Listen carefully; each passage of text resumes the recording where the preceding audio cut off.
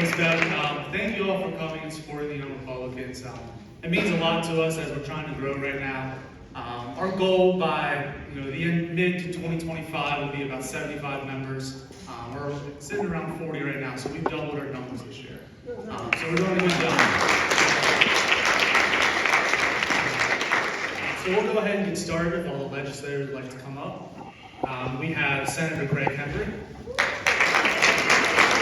Representative Schussler, Representative Crawford, Representative McGinnis, and Representative Brittain.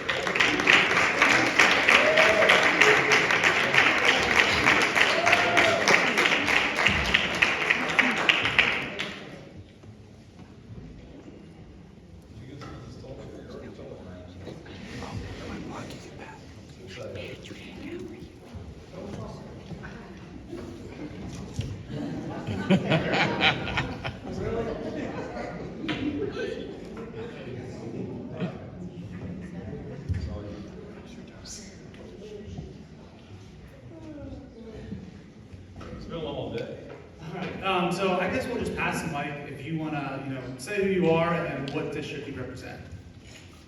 So my name is Hembree. I represent the citizens of Senate District 28, essentially the northern half of Horry County, if you want to think of it. Carolina Forest as well, so that's pretty exciting. That's new for me. I just want to say, I won't give a speech at this point. I know we got some questions and others going to speak, but I will say this. Who knew on November the 4th that we would wake up on November the 6th and Trump would have won the presidency, he would have won the presidency, we took the Senate, we took the House. It's a new day in America. And I tell you, so I told somebody else, we were talking a little earlier before dinner, I catch myself just sort of walking along, and all of a sudden I get this smile on my face, like, that's pretty cool. Yeah, that's what we did. We did do that. So it's an exciting time as we get ready for the next session. There's a lot of enthusiasm, just a lot of good energy. So I'm looking forward to next year. Thank you to my new senator. He's now my senator from Carolina Forest. So I'm Tim McGinnis. I represent District 56. That's Carolina Forest, Barefoot Landing in North Myrtle Beach, and Windy Hill in North Myrtle Beach, and Atlantic Beach. And thank you all for letting us be here tonight and get to talk to you. This, for a few of us, this is our second time doing a similar panel today. And can't wait to talk to you. Like Greg said, so excited about the future of our country.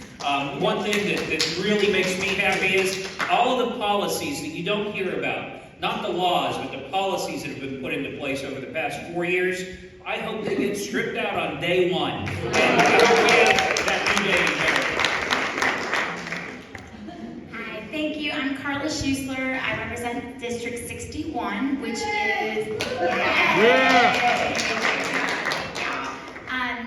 is now an established district. We've been through our first term and getting ready to start our second term, which is basically the waterway 501, 544, all the way up through downtown Conway and on through here. Not quite here. I think it's Kevin's district, but either way, I'm excited to be here. I wanted to thank the Young Republicans for hosting this event. I'm so proud to be here and be a part of it, and proud of you all for all that you do and what you represent, and excited to see what comes. So thanks. Thank you. It's not going to reach you, okay? Sorry. Just kidding. I'm Heather Ammons, Crawford, and I represent District 68. That is down in the south end. It's South Myrtle Beach, Forest Brook, the greater Socastee area, and parts of Burgess. So happy to be here this evening. Thank you to Jacob and to all of our Young Republicans. As a former Grand Strand Young Republican chair, and we have a couple old YRs here that were all back in the day. Apparently we're not young Republicans anymore, but we're certainly happy to support our Young Republicans, and thank you for what you do. Please continue to stay involved, get involved, help on campaigns and different things in the community. So we certainly appreciate you guys. Thank you for having us, and looking forward to an exciting session next year.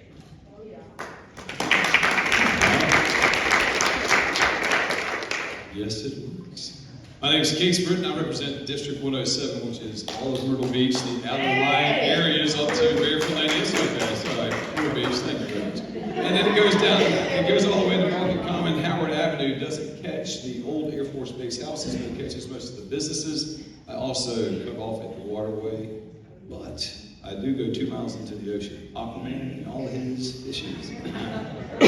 So, but yes, so like everyone else up here, I'm very excited about the future. And I'm very, very excited. We also are doing pretty well in the State House too, Republican count versus Democrat count. I think it's the largest supermajority spread that we've had ever in the history of South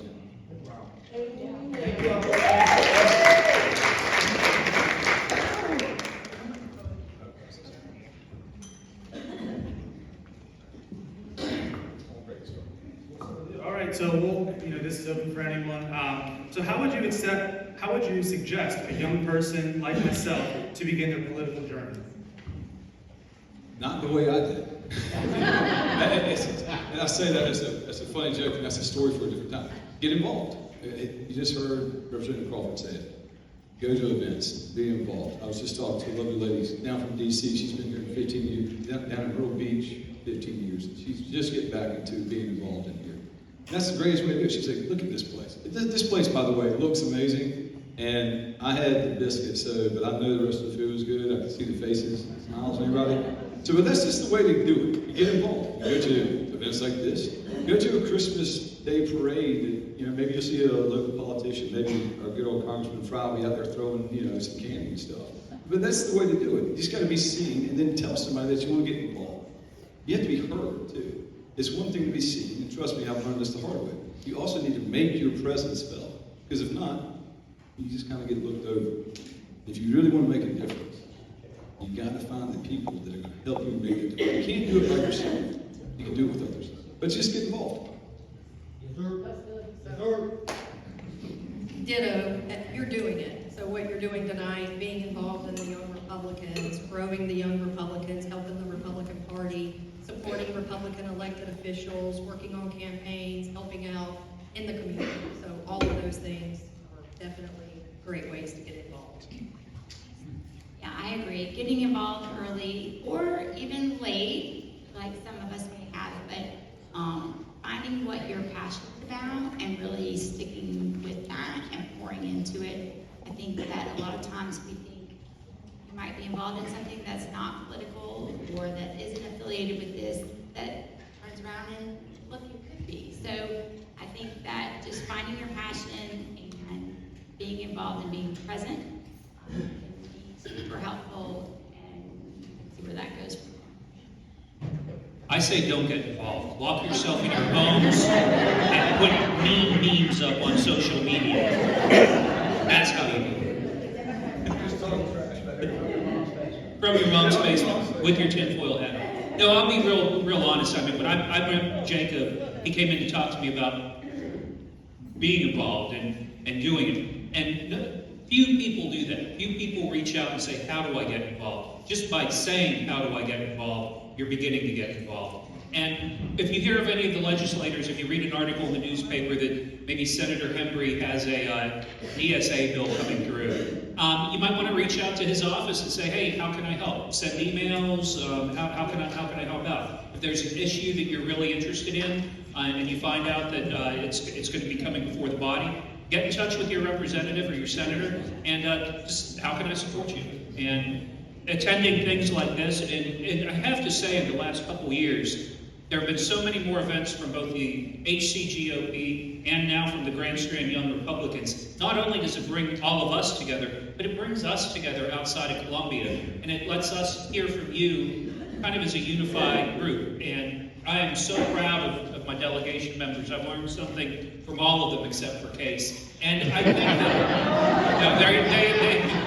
you've got other than me, you've got a great group up here, not the least of which is Senator Greg Hembree, who I've looked up to since he was a prosecutor, and now I get to work with him, and that makes me proud. I don't know how to top that. No, I think most everything's already been said. The one little thing I would add is take the time to study the issues too, because you can just hear something that sounds good on a bumper sticker and you go, yeah, that's what we want to do. But it really is mental exercise of breaking something down and learning about it, and really trying to understand that issue, that something you might feel strongly about is important, because it isn't always, there's sometimes where you get your information you're getting isn't the whole story, or there's a little bit of, it's more sales pitch than it is fact. And so it's real important to be careful about understanding an issue before you commit to it, even as a citizen. Certainly critical for us, we do this all the time, but it's as a young person, I think that's important to take a little time to really dig into something. Thank you. What would be your number one goal for this term? To pass education savings accounts.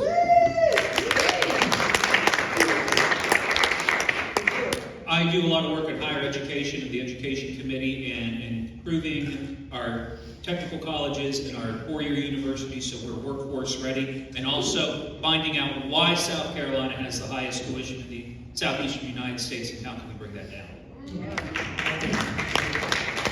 That was for the young Republicans. And I support both of those things as well, because within District 61 is coastal and technical college, and so I'm very supportive of that, and I have a college student, so I know what that means to have that extra expense. But also, I think what I've heard from a lot of people in our district is issues with insurance, and so wanting to be actively involved in helping to figure that out with homeowner insurance and property insurance, and then also energy. We've got an issue here with natural gas, so I'm hoping to be actively involved in those.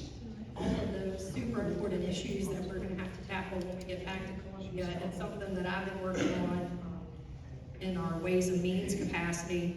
And our caucus and speaker are committed to this. Our Republican caucus met last week in Columbia to talk about our pillars in our upcoming session, what we are going to work on. And one of the things that's super important to me, and probably everybody in this room, is the income tax. So we have been working at chipping away on that over the last few years, and it is our goal to eliminate the state income tax. So that is what we're doing. And I can tell you one thing that we're not going to do. We're not going to do what some of these woke, liberal, left-wing states and municipalities are doing right now by trying to block President Trump's immigration. That's what we're doing.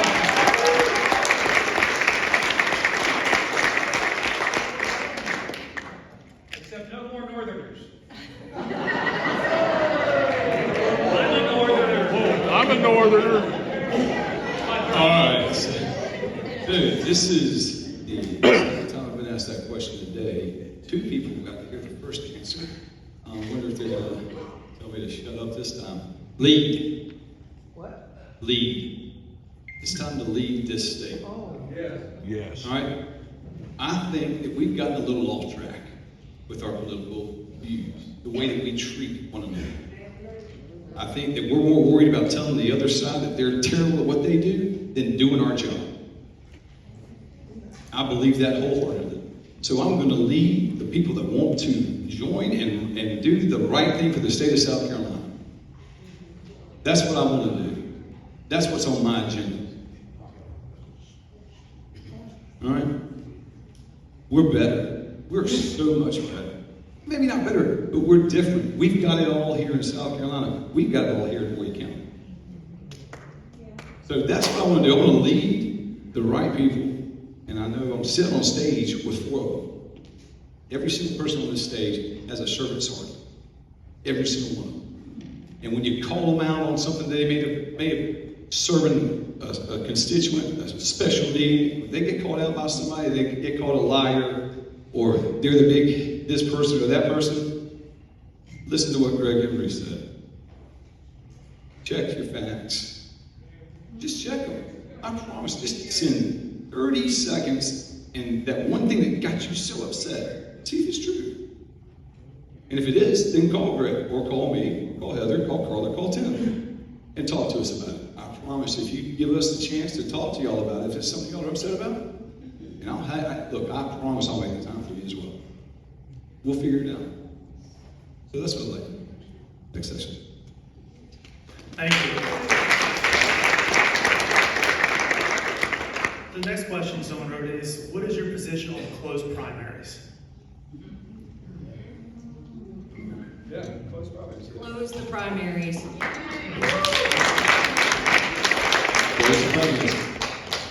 So, and the House has actually passed stuff before too, and other bills, and we've taken that vote to actually close the primaries. So, I would say contact your representatives and your senators and encourage them to vote that way when it comes. Is there gonna be one coming up again? Well, we'll start over in January, but I suspect it will be filed, and yes, it'll be something we discuss again. Yeah. 5-5. Done. Perfect. Next question. What is currently happening with DHEC? What? DHEC. I thought you gave a good answer on this earlier. I appreciate that. Does that mean you don't want to take it? No, I will. Greg looks like he wants to give it to you. Jump in, no, I don't know. So DHEC did separate into two agencies. That was voted on, actually not this past year, but the year before. The bill that got a lot of scrutiny, I guess, was the bill that accompanied it that was going to basically designate or dictate how, once it was split, how they would function as a group. So basically, the healthcare piece is functioning separately, which was needed, and it was addressed by the General Assembly. To do that, simply, there was, we were found to be the most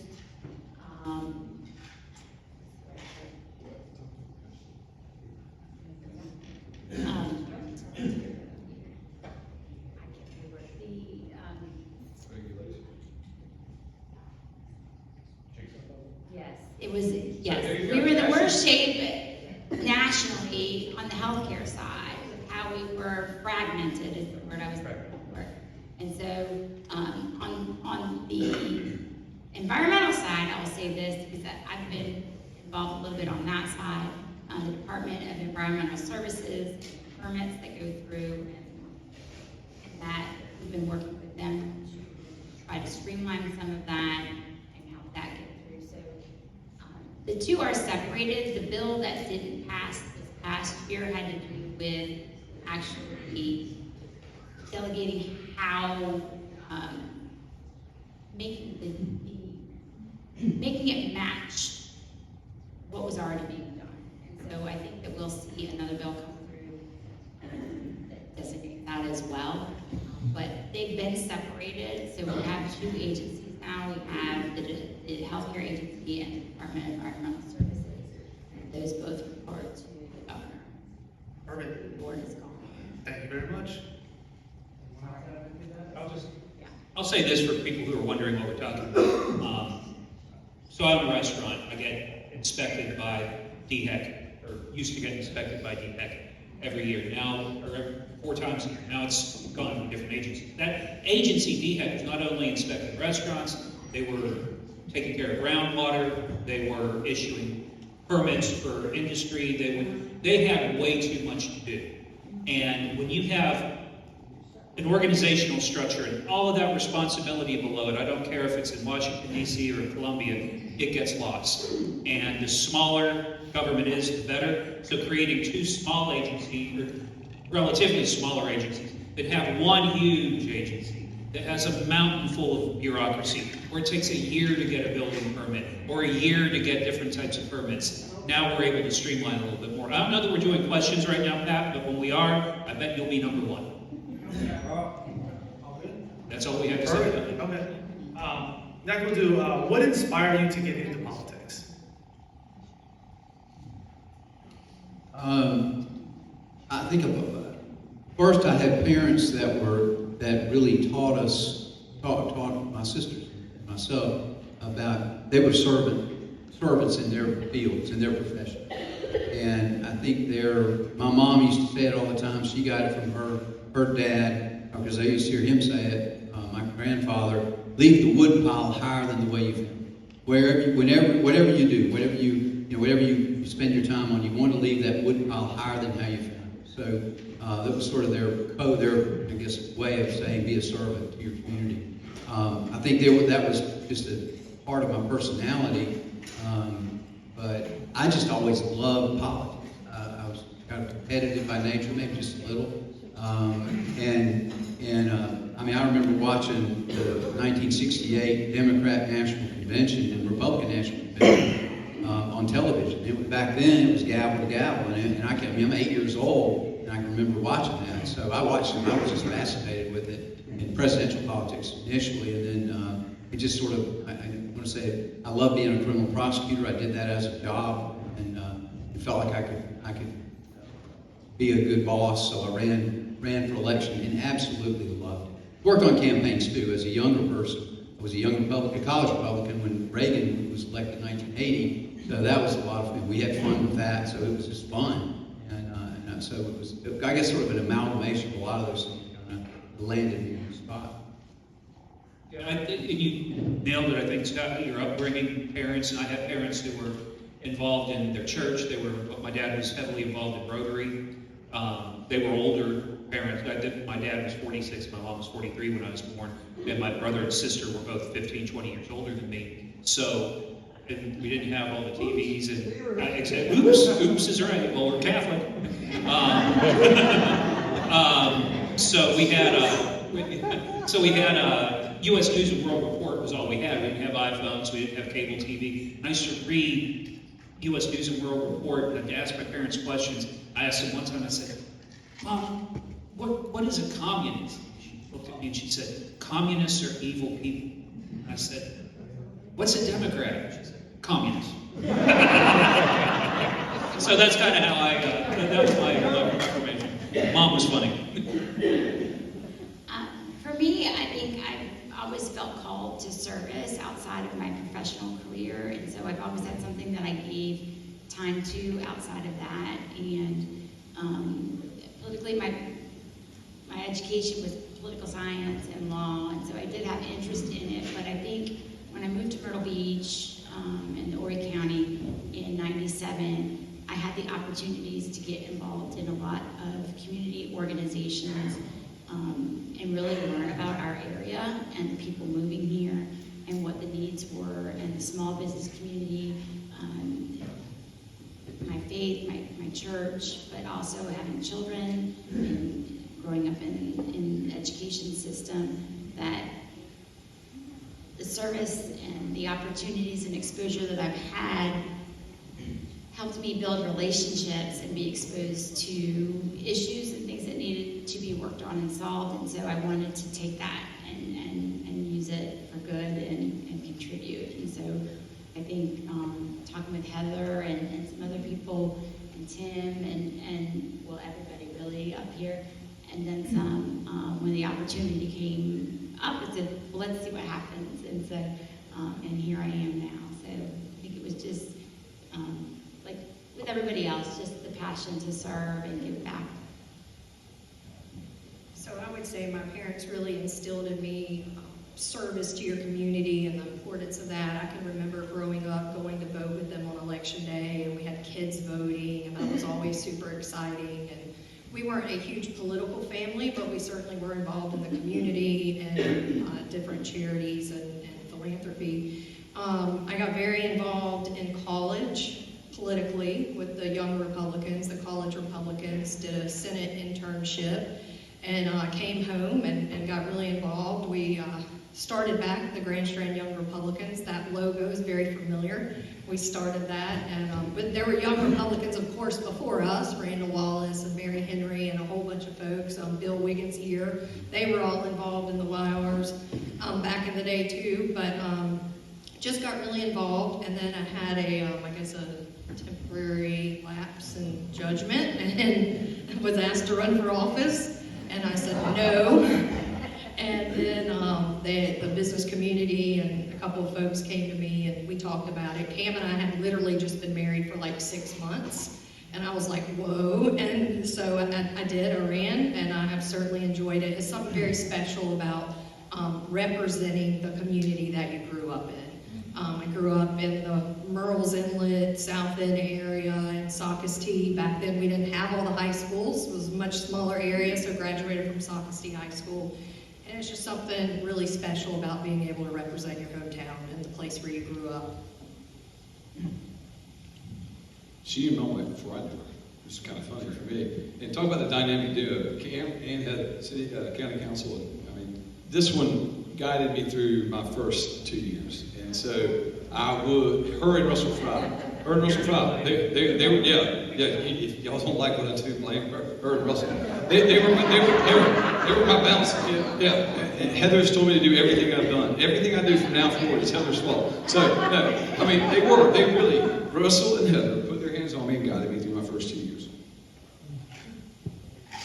So, whatever she wants, she gets from me for the rest of my life. Yeah. And hey, look here. The one thing I promise you I am not is a liar. I'll tell her that. I promise you that is one truth. It's true for every single person in this room. You need me, you find me, I find you, and I will help you. I've said it all day long, and I'll say it again. Tim asked me for it earlier. My number is 843-907-3191. You need a phone call? You need someone to talk to? Go ahead and call me. I know that's not my job and not in my job description. But sometimes people just need someone to talk to. And I don't have a problem being that person. I really don't. I'm not a politician that's trying to blow smoke up potatoes or anything like that. I am just a human being that knows that there are other people in this world that suffer. And know what it's like not to be able to reach out, not to have someone to talk to. I know that feeling. And so I want to be there for that person that doesn't have that person to talk to. The person, the group, whoever.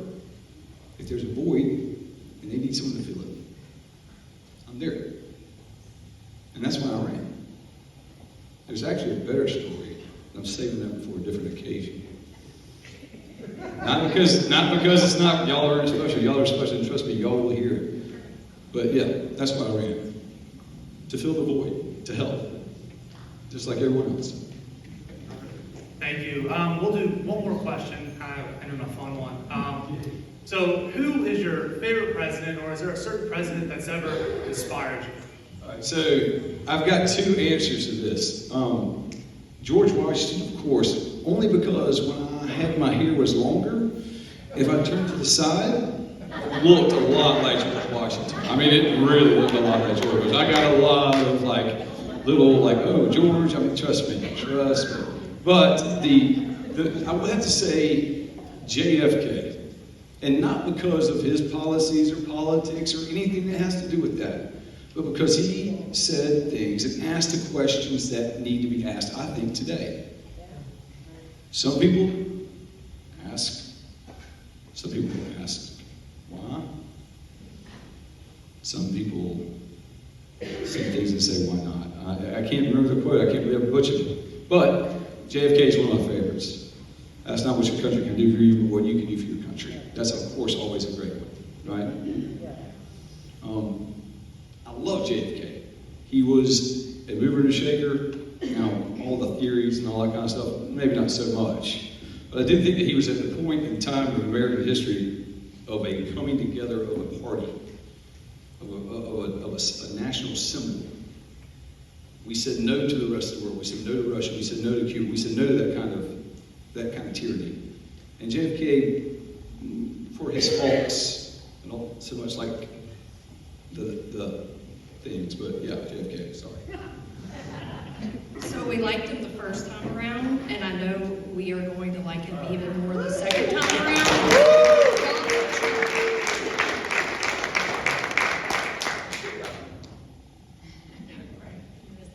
I would echo definitely what Heather said, and then also, of course, Ronald Reagan. I think they both are two people that maybe came into politics later in life, had careers in a different profession before, but came in to be very strong and committed to it, and I feel connected to that. I got three, I'll just rattle off real quick. Theodore Roosevelt, because he loved our land, and I thought he did just amazing things for our country. I think that Harry Truman had to make the toughest decision any president ever had to make, and there, but for the grace of God, go any of us, that was tough. My favorite president, though, and you got to give Trump more history. Give me 10 years, and I'll tell you where he stacks up. But it has to be Ronald Reagan. Ronald Reagan. I was 9 years old, I think it was, when he was inaugurated, and my much older. How old are you, Greg? I was not 9 years old. But listen, For a little while. listening to him speak and what he had to say, the substance of what he had to say, he was the great communicator. He brought a country together. He ended a Cold War. He did things that I think history should look back on very favorably. And he had that sense of humor. We're from the government. We're here to help, But what I like about November 6th this year reminds me of something that I think he said a long time ago. We are that city on a shining hill. We are what the world needs to look up to. And we've been letting ourselves go through a few administrations. And I think it's time that we reclaim our spot. We don't let the dollar devalue. We embrace Reagan's principles. We become that city on a shining hill again, and we do it with a guy who believes in it bad.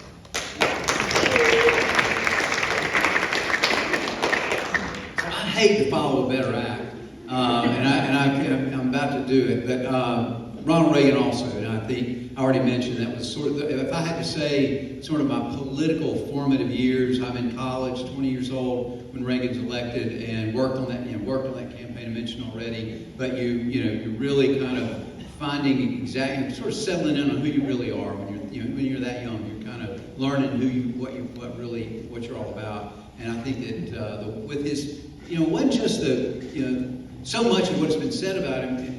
It's all true, and I would just yes. But to lead in a very difficult time when the Democrats said he was the Antichrist. I mean, that Ronald Reagan was going to. I mean, I remember it. How just brutal and bitter, and the media hated him. Media just hated him. Very, it feels like we're, we're back here. Here we are back again. And he was a cheerful leader. I mean, he was a happy warrior through the whole 8-year experience. He just never lost through many challenges. He didn't lose that optimism. He didn't lose that belief in America and the magic of the American Constitution and the experiment democracy that we have. And he never lost faith in that. He was always the best salesman there. So it's such a great great example, I think, to all of us, really all of us as citizens, all of us as leaders. And my second one that comes to mind is Teddy Roosevelt. And, I don't, policy-wise, we studied Teddy Roosevelt. I've studied him quite a bit. There's a lot of his policies that I didn't agree. You look at it, you start reading them, and I don't agree with this policy. But as a leader and just he's a fascinating person. But that's amazing. But the second part is just as a leader, he just did things with the force of his will. I mean, he changed America really just by kind of like our 47th president, just sort of by force of will. When everything's pushing against him, he's able to make these remarkable changes. So those are my two. Thank you. Perfect. Hey, thank you guys so much for coming out and supporting the We really appreciate it. It means a lot to us, especially since we're growing. So thank you guys again.